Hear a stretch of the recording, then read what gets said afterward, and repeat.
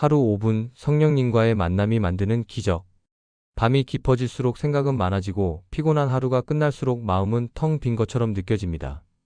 육체는 눕기를 원하지만 영혼은 그보다 더 깊은 쉼을 갈망합니다. 그 쉼은 오직 성령님께 드리는 단 5분의 기도에서 시작됩니다. 왜 하필 5분일까요? 우리가 아무리 바쁘고 지쳐 있어도 단 5분만이라도 성령님께 마음을 여는 시간은 결코 헛되지 않기 때문입니다. 오늘은 그 5분의 기도가 왜 그토록 중요한지 성령님께 기도드려야만 하는 7가지 이유를 함께 나누어 보겠습니다. 첫째, 성령님은 우리가 할 말을 잃었을 때 대신 기도해 주시는 분이시기 때문입니다. 삶이 고단하고 말문이 막히는 날들, 아무 말도 떠오르지 않는 그 순간에도 성령님은 우리 마음 깊은 곳을 아시고 우리가 표현하지 못한 탄식을 친히 하나님께 전달하십니다. 로마서 8장 26절은 이렇게 말씀합니다. 이와 같이 성령도 우리의 연약함을 도우시나니 우리는 마땅히 기도할 바를 알지 못하나 오직 성령이 말할 수 없는 탄식으로 우리를 위하여 친히 간구하시느니라. 이와 같이 성령도 우리의 연약함을 도우시나니 우리는 마땅히 기도할 바를 알지 못하나 오직 성령이 말할 수 없는 탄식으로 우리를 위하여 친히 간구하시느니라. 무너져 내린 하루의 끝에서 기도의 말을 잃었더라도 성령님은 우리 마음 깊은 한숨을 하나님 앞에 기도로 바꿔 전하고 계십니다. 기도는 화려한 언어의 경연이 아니라 마음을 열고 하나님 앞에 정직하게 나아가는 일입니다. 둘째, 성령님은 우리 안에 참된 평안을 부어주시기 때문입니다. 밤이 깊어갈수록 외로움은 더 짙어지고 마음은 점점 더 무거워질 때가 있습니다. 해결되지 않은 걱정이 머릿속을 떠나지 않을 때 그 어느 것보다 간절해지는 건 평안입니다. 세상의 평안은 상황이 좋아져야 주어지지만 성령님이 주시는 평안은 상황과 무관하게 찾아옵니다.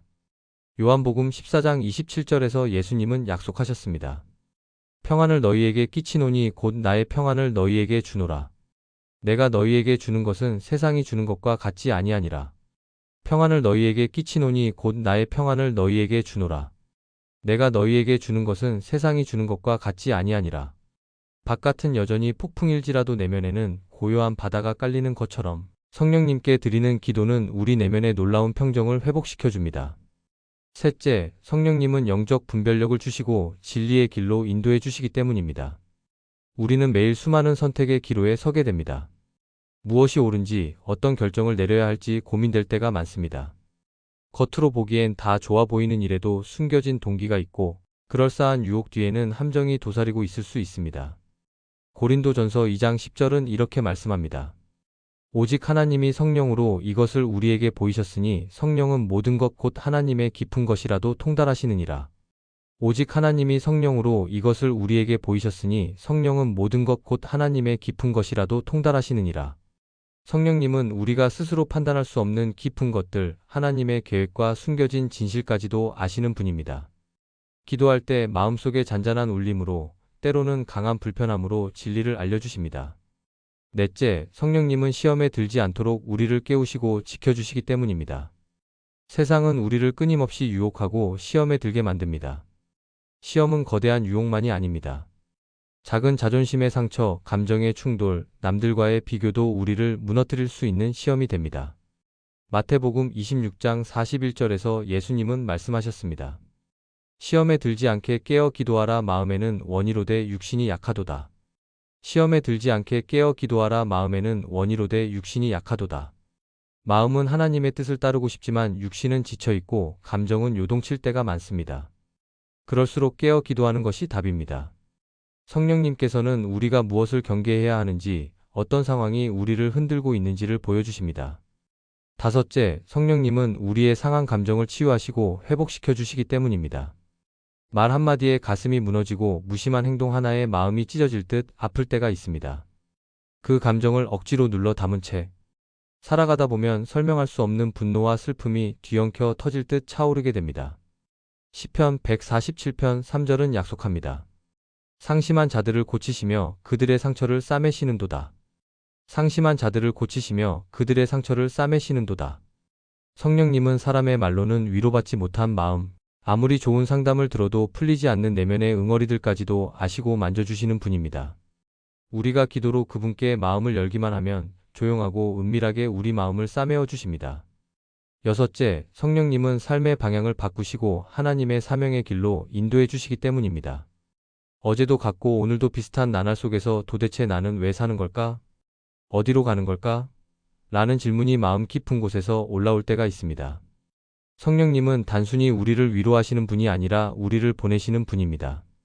사도행전 13장 2절에서 보듯이 사명이 시작되는 자리는 언제나 기도의 자리였고 성령님의 음성은 그 가운데서 들렸습니다.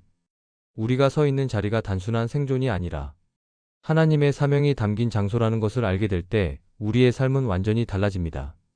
일곱째, 성령님은 영적 침체에서 벗어나 다시 살아나게 하시며 친밀한 관계를 회복시켜 주시기 때문입니다. 아무리 기도해도 마음이 움직이지 않고 예배에 참석해도 감동이 없는 시기가 있습니다.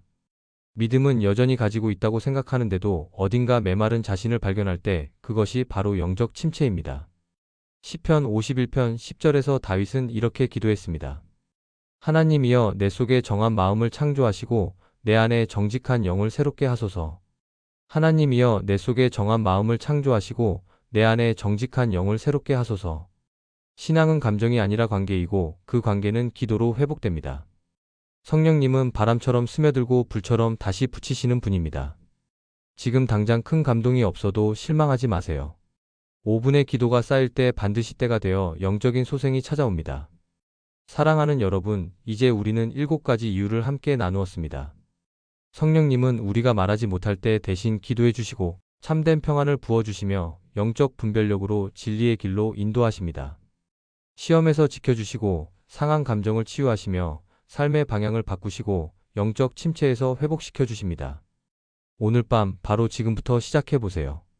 복잡한 준비는 필요 없습니다. 조용한 곳에 앉아 눈을 감고 성령님, 지금 이 순간 저와 함께 해주세요 라고 속삭여 보세요. 그 한마디면 충분합니다. 단 5분이지만 이 시간이 쌓이면 여러분의 인생이 완전히 달라집니다. 성령님은 우리의 작은 순종을 통해 큰 기적을 일으키시는 분입니다. 지금 당장 변화가 느껴지지 않아도 포기하지 마세요. 하나님은 신실하신 분이시고 우리의 작은 믿음도 귀하게 여기십니다. 그 짧은 5분이 여러분의 하루를, 삶을, 신앙을 새롭게 바꾸는 시작이 될 것입니다. 왜냐하면 하나님은 작은 순종 속에서 큰 능력을 일으키시는 분이시기 때문입니다. 하나님의 은혜가 여러분의 밤에 머물고 성령님의 위로가 여러분 마음에 가득하시기를 축복합니다.